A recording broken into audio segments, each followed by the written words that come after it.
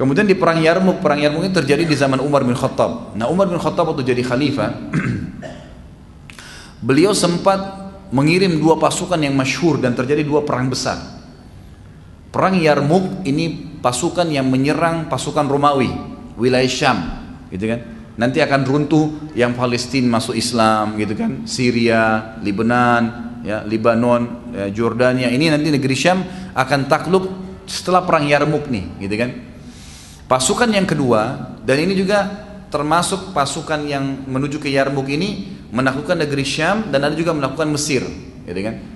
Jadi wilayah Afrika dan wilayah utaranya Jazirah Arab, negeri Syam, dan dari sini nanti Islam masuk ke Turki, gitu kan. Dari sini masuk ke Turki. Tapi awalnya di perang Yarmuk namanya, peperangan Yarmuk ini. Itu Umar bin Khattab mengatur strategi perang radhiyallahu anhu luar biasa, menyerang utara Jazirah Arab, karena kalau selatan Jazirah Arab kan Yaman. Yaman sudah masuk Islam di tangan Muadz bin Jabal, sahabat Nabi yang mulia. Jadi daerah selatan Jazirah Arab tidak ada musuh, ya, gitu kan? Karena sudah laut lepas. Yang ada adalah wilayah timurnya Jazirah Arab, Asia Tenggara, ya, Irak, Iran, Afghanistan, Cina, sampai ke kita di Indonesia ini, gitu kan? Itu semua dianggap wilayah timurnya Jazirah Arab, dengan wilayah utara dan wilayah baratnya Afrika dan negeri Syam. Maka Umar bin Khattab mengatur strategi membagi dua pasukan. Pasukan yang pertama dipimpin oleh Amr bin As menuju ke Mesir dan juga negeri Syam, dan nanti akan terjadi perang Yarmuk. Pasukan yang kedua itu menyerang daerah timurnya Jazirah Arab, mulai Irak, Iran, Afghanistan, Rusia, semua itu disisir dan dikenal dulu dengan negeri Persia. Di sini ada perang Qadisiyah namanya. Ada dua perang. Ini jangan dilupain namanya. Perang yang luar biasa nih. Perang Yarmuk dan Qadisiyah. Perang Yarmuk ini ya, dihadiri oleh Zubair bin Awam. Sebagian ahli sejarah mengatakan setelah Yarmuk berhasil menang, Zubair menyusul ke Qadisiyah, gitu kan. Dua-dua peperangan dihadiri, tapi luar biasa nih. Perang Yarmuk ini dan perang Qadisiyah perang terbesar dalam sejarah Islam, karena jumlah muslimin yang dikirim oleh Umar bin Khattab bersama Amr bin As 4.000 orang. 4.000 orang. 4.000 orang ini akan menghadapi pasukan Romawi di negeri Syam 250.000. 250.000 orang, gitu kan. 4.000, gitu kan. Ini luar biasa ini. Tidak ketemu jumlahnya. Sekali lagi ya, 250.000 ketemu dengan 4.000, gitu kan. Jadi ini kurang lebih 1,5% dari jumlah pasukan musuh. Bukan 10%-nya ya, karena kalau 250.000 10% berarti 25.000 kan. Ini 4.000 saja, cuma 1,5% dari jumlah pasukan musuh, pasukan muslimin berangkat ke sana. Waktu Amr bin As radhiyallahu anhu melihat kayaknya Mesir sama negeri Syam ini susah ditembus dengan 4.000 orang nih. Gimana caranya nih? Dilihat kekuatan musuh, mata-mata Amr bin As sudah kesana sini, lihat ini nggak bisa nih. Ini negara besar ini, bukan main-main. Mesir kalau tembus Afrika semua bisa takluk. Kalau Palestina takluk, semua negeri Syam bahkan Turki bisa takluk, gitu kan. Maka ini pintu yang harus berhati-hati. Amr bin As terkenal sekali dengan kejelian dalam strategi perang. Maka beliau kirim surat kepada Umar, ya Amir Mu'minin, begini kejadiannya. Tentu kita sudah tahu di awal-awal kisah Umar yang saya sampaikan, unik semua kisah Umar radhiyallahu anhu, luar biasa gitu. Umar bin Khattab mengirim, karena Amr bin As bilang, ya Amir Mu'minin, kami kayaknya tidak bisa melawan dengan 4.000. Tolong kirim kepada kami bala bantuan, minimal memenuhi apa yang telah Nabi SAW janjikan. Karena ada hadis Nabi bunyinya apa? Umatku yang terkumpul 12.000 orang pasukan jihad ya, tidak akan pernah terkalahkan. Hadis Nabi itu. Jadi selalu sahabat jadikan patokan 12.000. Kalau sudah 12.000 sudah pasti menang, gitu loh. Asal semua mujahidin itu janji dari Nabi SAW, gitu kan. Maka Amr bin As ingin mengejar target itu, nggak usah lebih dari 12.000, walaupun pasukan lebih banyak 12.000. Nabi sudah janjiin tuh, kirim surat kepada Umar. Apa yang terjadi? Umar bin Khattab menemukan di Madinah nggak cukup pasukan. Mana caranya kirim? Ini sana 4.000 kirim 8.000 nggak cukup di Madinah. Apa yang terjadi? Umar bin Khattab mengirim 4.000 orang. 4.000 orang ini pun diiklanin nih, siapa yang mau jihad ke sana? Gabunglah semua sisa masyarakat Madinah 4.000 orang. Lalu Umar bin Khattab mengirim bersama 4.000 itu 4 orang, gitu kan? 4 orang. lalu menulis surat kepada Amr bin As. Wahai Amr bin As, aku telah mengirim kepadamu 8.000 pasukan. 4.000 pasukan yang real, 4.000 personil, dan ada 4 orang bersama mereka yang satunya sama dengan 1.000 orang.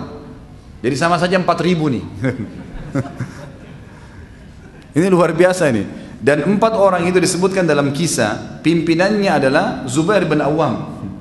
Ini satu orang oleh Umar bin Khattab dianggap kekuatannya 1.000 orang. Luar biasa gitu. Ada pasukan banyak 1.000 tapi malas, takut, pengecut.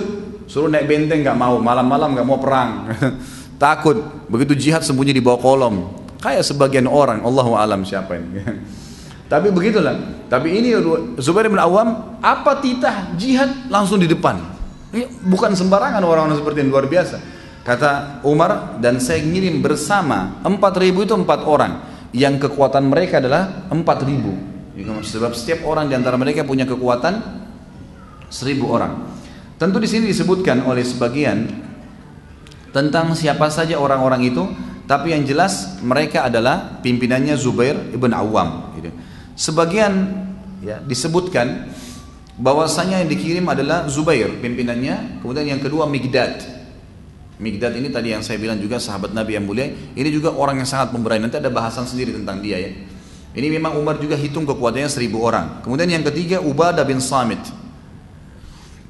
Ubadah bin Samit termasuk sahabat Nabi yang pemberani dan juga dia ahli faraid. Kemudian ada Maslamah bin Makhlad. Maslamah bin Makhlad. Ini juga nanti tentu ada bahasan nanti sahabat-sahabat yang mulia yang kita akan sempurnakan karena bahasan kita kurang lebih 100 sahabat nanti, insya Allah.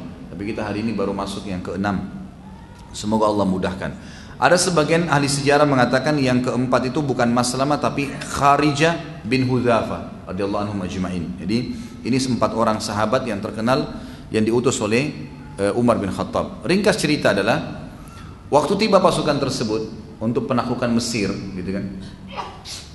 Maka ternyata Amr bin As ini kan itu ngirim surat ke Madinah lama.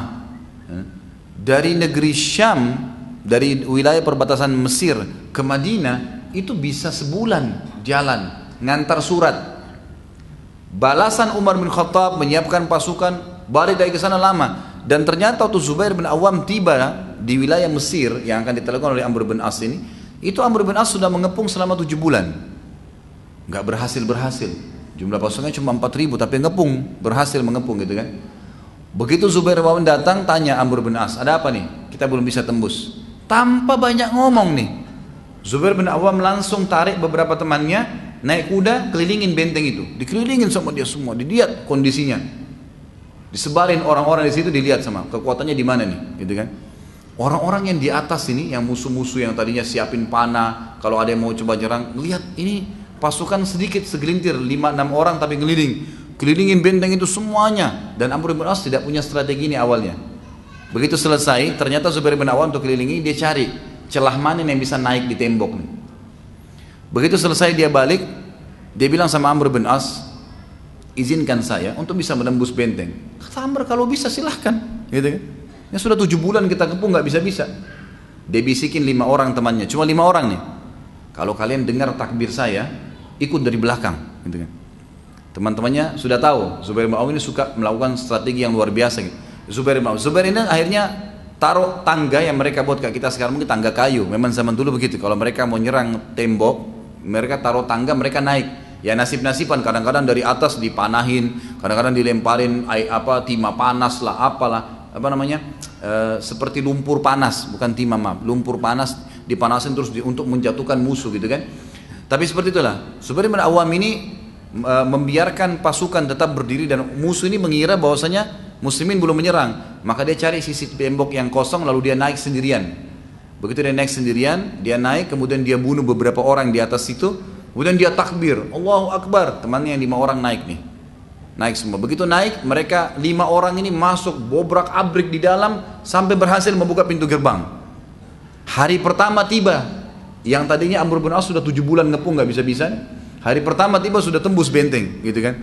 Akhirnya Mesir takluk, sampai kata ulama apa? Yang panen pahala masyarakat Mesir dan Afrika Zubair bin Awam radhiyallahu anhu. Gara-gara keberaniannya ini tembus benteng, masuk Islam, sampai sekarang Mesir Muslim. Negeri di sebelahnya semua yang takluk setelah itu Tunis, Jazair, Maroko, kemudian ke bawah semua ya. Itu semua masuk Islam justru karena pintunya dari Mesir. Zubair bin Awam hanya karena keberanian yang luar biasa, yakin tentang janji Allah, menembus sendirian karena dia tahu dia mati syahid gitu kan. Tapi kalau dia tidak mati berhasil kayak sekarang, menembus. Dan semua orang akhirnya ya di Mesir dan di Afrika pada saat masuk Islam dan sampai kapanpun itu terjadi, Zubair bin Awam panen pahalanya hanya karena kiprah yang luar biasa di medan jihad. Makanya kalau Allah mudahkan, Allah SWT mudahkan jihad ini, jangan tunda. Ada kesempatan mati langsung saja gitu kan, toh ajal akan datang gitu kan. Yang ini punya kiprah, atau Allah akan berikan kemenangan di tangan kita. Takluk Mesir, pindah ke, ini bukan perang Yarmuk ya, ini kita belum bicara perang Yarmuk, ini masuk penaklukan Mesir. Sekarang kita akan bahas kiprah Zubair di Yarmuk. Yarmuk ini dari Mesir nyerang ke negeri Syam, Palestina, kan gitu, Yordania. Ini perang Yarmuk di situ. Di situ dulu ada kekuatan orang-orang Rom, orang Romawi. Mesir juga sama ya, dulu itu juga dipimpin oleh mereka. Takluk Mesir lalu mereka ke sana di Yarmuk. Nah di Yarmuk ini ada punya kisah juga tersendiri. Ada beberapa sahabat atau pasukan muslimin yang jumlahnya tadi sekitar 8.000 orang menuju ke kancah peperangan Yarmuk. Di benteng orang-orang Romawi ternyata sudah ditunggu nih orang-orang Romawi. Orang Romawi waktu itu menyiapkan 250.000 pasukan, dan supaya mereka tidak lari dari kancah peperangan oleh Raja Romawi waktu itu, pasukannya yang dekat benteng itu dirantai tangannya satu sama yang lain, diikat dengan rantai. Jadi yang tangan satu pegang pedang, tangan satunya dirantai. Gitu kan. Ini 250.000 orang, jadi ada sekian 50.000 atau 70.000 orang kalau saya tidak salah itu diikat rantai. Ada pasukan pedang, ada pasukan kuda, ada pasukan pemanah, dibagi-bagi 250.000 orang. Begitu tiba di kancah peperangan tersebut, langsung saja perilaku Zubair sama. Lihat pasukan nih, ini 8.000, ini 250.000 nih. Dia nggak nunggu nih. Begitu lihat pasukan, langsung datang ke depan musuh kayak tadi. Perilakunya sama, mondar-mandir depan musuh, gitu kan. Terus sambil ayunkan pedangnya, tunjukkan kemahirannya depan, tinggal tunggu takbir diserang sama dia, gitu kan. Temannya rupanya yang 5 orang tadi yang memang dia bentuk tim itu, yang bantu tadi dia waktu tembusin benteng di Mesir, itu sempat bilang, "Wahai Zubair, kenapa kau tidak tembus aja mereka? Supaya kami juga ikut." Kata Zubair, "Saya takut kalian tidak mampu nanti ikutin saya. Bisa nggak? Kalau saya tembus ini kalian ikut nggak?" Gitu. "Oh kami bisa," kata mereka. Baiklah, tanpa tanya Zubair bilang Allahu Akbar, masuk. Dia masuk sendirian, ini yang lain mau masuk nggak bisa. Kan musuh banyak ini, 250.000 orang, berapa puluh ribu orang yang harus ditembus. Zubair sendiri nembus tuh, nembus sampai ke dalam, sampai ke ujung, sampai ke pintu gerbangnya Romawi. Terus dia kembali lagi, nyerang lagi dari belakang, sampai kembali lagi ke muslimin, gitu kan. Tidak cukup di situ. Setelah kembali, dia bilang sama teman-temannya, "Mana kalian ini?" Yang 5 orang tadi, "Mana kalian?" Mereka bilang, "Kami mau coba sekarang." Allahu Akbar, masuk lagi. Zubair tembus, mereka tertahan. Begitu lihat musuh henusin pedang, pada berhenti yang 5 orang ini. Zubair masuk lagi terus sampai ke belakang. Kembali lagi, 2 kali, nggak terbunuh gitu kan. Sampai waktu dia mau keluar yang kedua kali, dipegang tali kakangannya oleh musuh-musuh, dikeroyokin sampai ada yang tebasin pedang. Nah disinilah dia sempat kena tebasan pedang di pundaknya yang tadi kita bahas. Ada 3 tebasan besar di pundaknya yang sampai anaknya Urwa mengatakan kalau saya masukkan jadi saya bisa masuk karena dalamnya. 2 di Badar dan 1 di Yarmuk, di perang ini, gitu kan, ditebas, tapi dia tidak mati, radhiyallahu anhu. Tapi seperti itulah kiprahnya yang sangat luar biasa. Dan ternyata perilaku Zubair yang 2 kali menembus itu betul-betul mematahkan semangat orang Romawi, gitu kan. Ini 1 orang begini, gitu. Dan itu kelihatan di kancah peperangan kan 1 orang. Ini belum yang lainnya nyerang, baru ini saya sudah begini. Padahal memang ini cuma 1 orang barangkali. Tapi seperti itulah, 1 orang aja begini, apalagi yang lainnya. Dan ini subhanallah dalam strategi perang memang begitu ya. Para sahabat mengatakan, Zubair benar-benar adalah seorang kesatria yang mengagumkan. Saat sahabat-sahabat lain menahan diri dan mereka tidak kuasa untuk menembus, maka Zubair menembus semuanya. Tidak ada yang tidak ditembus oleh Zubair radhiyallahu anhu. Dan dia tidak pernah merasa takut sedikit pun pada saat menembus musuh-musuh tersebut. Al-Hafidh Ibnu Katsir mengatakan rahimahullah dalam buku sejarah beliau, Az-Zubair berangkat ke Syam sebagai mujahid. Dia ikut dalam perang Yarmuk sehingga kaum muslimin merasa bangga dengan kehadirannya. Di sana dia membukukan kepahlawanan yang cemerlang dan semangat juang yang tinggi. Dia menyusup ke barisan tentara Romawi 2 kali dan memporak-porandakan mereka dari awal sampai akhir sendirian. Kayak tadi saya berikan gambaran, luar biasa orang ini. Radhiyallahu anhu, semoga Allah berikan kita seperti beliau ya. Ini orang yang luar biasa. Kemudian selanjutnya adalah saatnya untuk menutup kisah tentunya ya, karena peran terakhir radhiyallahu anhu ini di kasus ya perang Jamal. Dan ini sudah saya sebutkan di zaman atau pada saat membahas tentang Ali radhiyallahu anhu. Tentu Zubair bin Awam sama dengan Talha bin Ubaidillah mendapatkan jaminan mati syahid dari Nabi SAW, tapi ternyata bukan mati syahid di tangan orang-orang kafir, tapi justru mati syahid terbunuh secara zalim dengan orang-orang yang mengaku Islam dari kelompok Khawarij.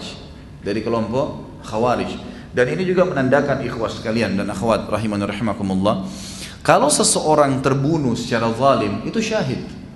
Gitu kan? Itu syahid. Zubair bin Awam ini terbunuh bukan di tangan orang-orang kafir, tapi sudah saya ceritakan dan saya kembali reviewkan, perang Untah namanya. Waktu Utsman radhiyallahu anhu terbunuh, maka Zubair, Talha dan Zubair dan Talha ini membaiat Ali di Madinah. Ali sebagai khalifah dibaiat, gitu kan? Lalu Zubair sama Talha ke Mekah, mereka mau umrah waktu itu. Lalu mereka bertemu di sana dengan Aisyah radhiyallahu anha, istri Nabi sallallahu alaihi wasallam. Waktu tiba di Mekah, orang-orang Irak dari kelompok Khawarij menulis surat kepada Zubair dan Talha. Kalau kalian adalah sahabat-sahabat Nabi yang mulia, datanglah kepada kami di Irak. Kami juga termasuk tidak setuju dengan terbunuhnya Utsman bin Affan. Padahal yang nyurat kepada Zubair dan Talha ini adalah kelompok yang membunuh Utsman. Jadi mereka merekayasa keadaan itu, gitu kan? Karena memang di Irak waktu itu banyak muslimin, maka pergilah kata Talha dan Zubair kepada Aisyah, wahai Ummul Mukminin, bagaimana kalau Anda juga ikut ke sana? Kita melihat keadaan muslimin di sana yang memang masih menuntut darahnya Utsman. Mungkin kita bisa minta kepada Ali khalifah untuk menangkap pembunuhnya Utsman. Tiga pun sepakat pergi. Di tengah jalan di sebuah wilayah, tapi saya tidak terlintas sekarang nama wilayahnya, itu sempat mereka istirahat dan di malam hari kemahnya Aisyah radhiyallahu anha dikerumuni oleh anjing, gonggongan anjing. Dan Nabi SAW pernah berkata kepada Aisyah, kepada istri-istrinya waktu lagi kumpul semua, kata Nabi SAW, seseorang di antara kalian nanti akan terkena fitnah dan ciri-cirinya dia akan berada di sebuah wilayah yang di tempat tinggal dia dikerumuni oleh gonggongan anjing. Waktu Aisyah dengar, Aisyah mengatakan radhiyallahu anha, wilayah apa ini? Disebut nama wilayahnya dan seperti yang Nabi sebutkan. Kata Aisyah, kalau begitu saya harus balik. Ini seperti yang Nabi SAW katakan, ini fitnah, nggak boleh saya ikut. Kata Talha dan Zubair, kita tidak bukan untuk berperang kok. Kita mau ke sana bukan untuk berperang. Tidak ada fitnah perang di sini. Kita cuma datang ke sana untuk menyambut teman-teman kita, saudara-saudara kita muslimin, mendengar aspirasinya mereka, dan nanti kita sampaikan kepada Ali. Niatnya cuma itu. Ternyata orang-orang Khawarij ini memang mereka kan benci dengan Ali, karena saya sampaikan di kisahnya Ali kan memerangi mereka ya. Dan sampai Ali radhiyallahu anhu banyak membunuh mereka dari orang-orang Khawarij, dan ada juga sebagian didakwai Abdullah bin Abbas radhiyallahu anhu majma'in. Tapi ringkas cerita adalah Ali orang-orang Khawarij itu ingin memang membuat sahabat-sahabatnya jadi fitnah, berperang satu sama yang lain. Begitu Zubair, Talha dan juga Aisyah radhiyallahu anha majma'in tiba di Irak, ternyata orang-orang Khawarij sudah menyiapkan pasukan. Pasukan ini disiapkan kuda untuk Zubair, untuk Talha, dan juga disiapkan unta untuk Aisyah, gitu kan? Waktu mereka bertiga tiba, lihat pasukan ada, ini apa-apaan nih semua? Kata mereka, enggak, kami hanya menyambut kalian. Silakan naik ke kuda-kuda ini unta. Sementara pada waktu mereka menyurat kepada Talha dan Zubair, mereka juga menyurat kepada Ali sambil berkata, wahai Ali, sekarang Talha, Zubair dan Aisyah keluar dari Mekah menuju ke kami untuk memerangimu. Ali juga keluar dengan pasukan dari Madinah untuk memastikan masalah itu, gitu kan? Begitu ketemu dua pasukan terjadi fitnah besar, dan ini saya tidak review semuanya karena sudah kita bahas pada kehidupan Ali di masa khilafah Ali, dan Anda bisa kembali ke dua pertemuan yang lalu ya, kurang lebih. Yang jelas ringkasnya adalah pada saat bertemu pasukan, Ali radhiyallahu anhu melihat Zubair dan Talha. Dan waktu itu karena pasukan sudah ketemu, saya kasih rasionalnya begini.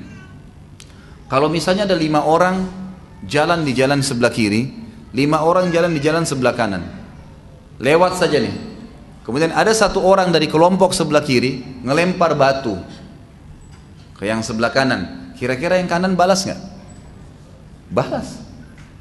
Bahkan 5 sama 5 ini bisa berantem kan? Bagaimana kalau 1000 orang? Bagaimana kalau lebih daripada itu? 10.000 orang?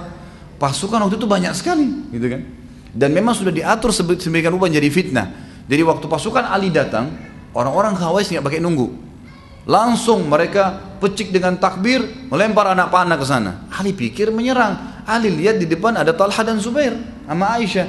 Wah, ini berarti memang membentuk pasukan pemberontakan, gitu kan? Padahal sebenarnya mereka tidak ngerti apa-apa. Maka Ali radhiyallahu anhu dengan kecerdasannya juga langsung mendekati Talha dan Zubair di kancah peperangan. Wahai Talha dan Zubair, apakah kalian melupakan sabda Nabi SAW kepada kalian berdua? Jadi ternyata pernah Nabi SAW lagi duduk berempat nih, Talha, Zubair, Ali dan juga Nabi SAW. Nabi mengatakan kepada Talha dan Zubair, kalian satu waktu, kata Nabi SAW kepada Zubair, Zubair yang ditanya, wahai Zubair, apakah kamu mencintai Ali? Kata Zubair, tentu saja, sepupu saya. Bagaimana saya tidak cintai dia? Ayahnya Ali, Abu Talib, ibunya Zubair, Sofia, saudara nih, sepupu kan gitu. Pasti saya cintai dia. Apalagi dia adalah orang yang luar biasa menjadi sahabat anda. Kata Nabi SAW, ketahuilah, satu waktu nanti kau akan bertemu dengan Ali di kancah peperangan dan kau dalam keadaan zalim. Jangan ikut-ikutan. Kata Ali, ingatkah itu Zubair yang Nabi bilang? Kata Zubair, iya. Dan saya tidak niat untuk berperang sebenarnya, kata Zubair. Maka Zubair mengatakan, Talha keluar. Talha ini teman dekatnya, kita keluar dari kancah peperangan, jangan ikut-ikutan nih. Maka keluarlah. Aisyah radhiyallahu anha tetap di atas unta karena sudah jauh dikerumuni dengan pasukan. Ini sudah jadi peperangan nih, gitu kan. Waktu dua-duanya Talha dan Zubair keluar dari kancah peperangan, maka ada beberapa pimpinan-pimpinan Khawarij yang memang tidak suka dengan kejadian tersebut. Maka mereka pun akhirnya berusaha untuk membunuh. Datanglah seseorang yang telah membunuh ya, Zubair, itu disebutkan namanya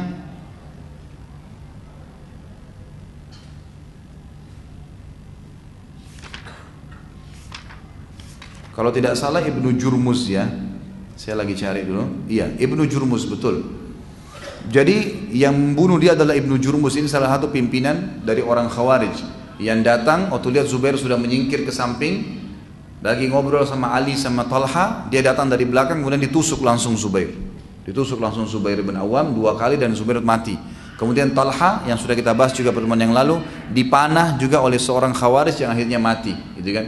Tapi Ali mereka tidak berhasil bunuh. Ali tidak berhasil mereka bunuh. Ringkas cerita, pada saat keduanya telah terbunuh, Zubair dan juga ya, Talha, maka Ali radhiyallahu anhu menangis pada saat itu. Kemudian duduk di depan jenazahnya ya Zubair sambil dan juga Talha, sambil Ali mencium keduanya dan mencium pedang keduanya. Sambil menangis Ali mengatakan, demi Allah, inilah pedang-pedang yang mulia yang senantiasa digunakan pemiliknya untuk membela Rasulullah SAW dalam segala peperangannya, dalam segala mara bahaya. Diriwayatkan oleh Imam Ahmad, Ibnu Hibban dan Hakim juga At-Tabarani. Kemudian juga dalam riwayat lain dikatakan Ali radhiyallahu anhu berkata pada saat melihat jenazah Zubair yang tersungkur di depannya dengan Talha, dia mengatakan kepada anaknya ya, Muhammad bin Hanafiyah namanya, Muhammad bin Ali namanya ya, tapi diambil nisbat Hanafiyah nama ibunya agar membedakan antara Muhammad dengan Hasan dan Husain radhiyallahu anhum ajmain, karena Hasan dan Husain adalah anaknya Fatimah, lebih mulia ya. Muhammad mengatakan, aku ternisbatkan ke Hanafiyah, ke ibuku, karena aku posisiku di bawah Hasan dan Husain gitu. Dia Ali mengatakan, wahai Muhammad, aku berharap aku mati sebelum hari ini karena ini fitnah yang sangat besar. Maka Ali pun akhirnya berhasil memberhentikan permasalahan itu, yang memberhentikan permasalahan peperangan tadi ya, dan memenangkan peperangan, lalu memulangkan Aisyah ke Madinah. Karena kata Nabi SAW, wahai Ali, akan terjadi sesuatu masalah nanti dengan salah satu istriku, tapi Nabi tidak sebut Aisyah. gitu kan. Dan kalau terjadi itu kembalikan dia ke rumahnya di Madinah. Maka pasukan Ali menang radhiyallahu anhu, dan sudah panjang lebar jelaskan. Tapi Talha dan Zubair terbunuh pada saat itu, dan ternyata terbunuhnya mati syahid. Dan pada saat terbunuh, Ali radhiyallahu anhu menghukum juga Ibnu Jurmuz dan pembunuh Talha sambil berkata, sampaikanlah atau terimalah berita buruk buat kalian berdua, karena Rasulullah SAW telah menyampaikan kepada saya bahwasanya pembunuhnya Talha dan Zubair dua-duanya masuk ke dalam api neraka. Maka terbunuhlah mati syahid radhiyallahu anhu, ya, pendekar dan saudara sepupu Nabi SAW ini, seorang mujahid yang sangat luar biasa, di mana memang beliau memiliki kedudukan yang sangat tinggi di mata agama kita dan juga di mata kita. Tinggal kita tutup dengan sedikit tambahan sebagai penutup dalam buku bahasan kita ini. Zubair radhiyallahu anhu sempat memiliki hutang, sebenarnya bukan hutang ya. Jadi pernah ada orang titipin amanah kepada beliau, kemudian amanah itu beliau bilang kepada pemiliknya, ini bukan amanah, saya boleh simpankan, tapi ini dihitung utang saya. Jadi tetap saya hitung hutang, harus dibayar. Kalau sampai ada yang kurang, berarti ahli waris saya akan bayar. Maka Zubair sempat menitipkan pesan kepadanya Abdullah, anak pertamanya, wahai Abdullah, kalau sampai saya mati amanah ini kembalikan. Kalau ada yang kurang sedikit pun bayar, gitu kan? Maka akhirnya Abdullah pun menjalankan amanah itu pada saat ayahnya mati syahid terbunuh. Dan Zubair bin Awam meninggalkan cukup banyak harta. Beliau meninggalkan harta, jumlahnya disebut dalam buku-buku sejarah 50